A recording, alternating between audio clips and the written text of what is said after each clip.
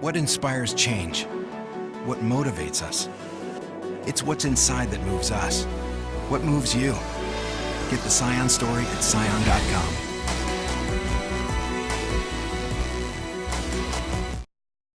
News of the availability of an additional $15 million in Section 30 funds came not in an announcement from the Calvo administration, but in a news release issued today by the legislature's Republican minority. They announced that they had already introduced 4 bills to spend the additional $15 million. Republican Senator Arlene Yamashita. I would ask all colleagues, all 15 of us, to remember what the priorities are. I don't think we've ever argued that our education system, that our safety issues, that our tax refunds are debatable items.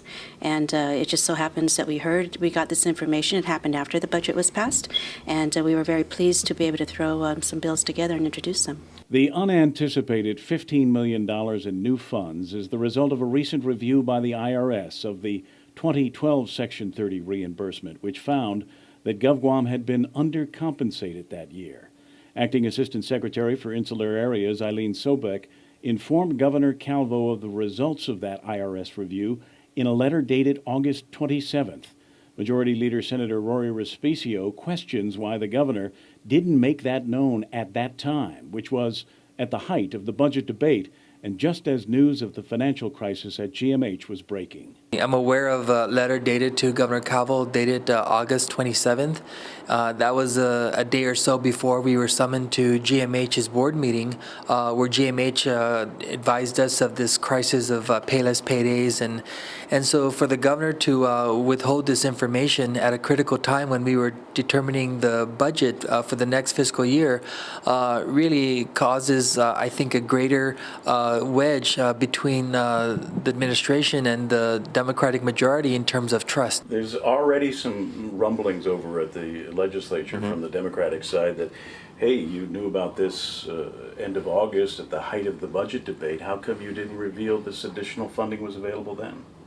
I don't know what rumblings that's about, but we did not know about it during the budget process. This was just something that came in a few days ago from DOI after they do a reconciliation. So if they'd like to get upset with anybody, they're welcome to take that up with the IRS or the Department of the Interior. But for us, we're not going to spend our time on petty little things like that. It's not about who knew what when, says Torres, but on the spending priorities, refunds, schools, and public safety. Torres hopes the Democrats share those priorities too. We hope that they address this one by the Republicans because, this is for people who are owed tax refunds. This is for the kids.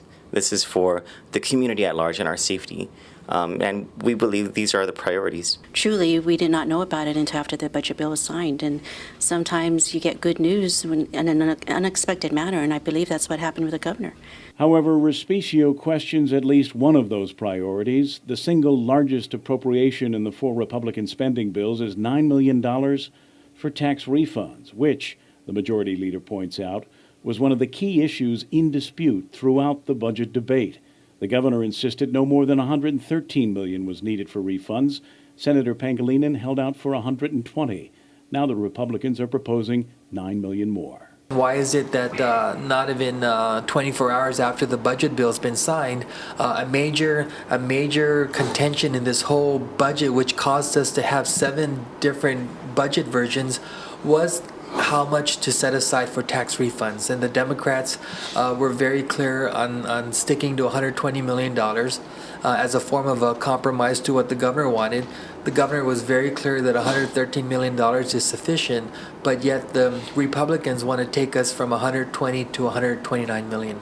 Kevin Kerrigan, PNC News.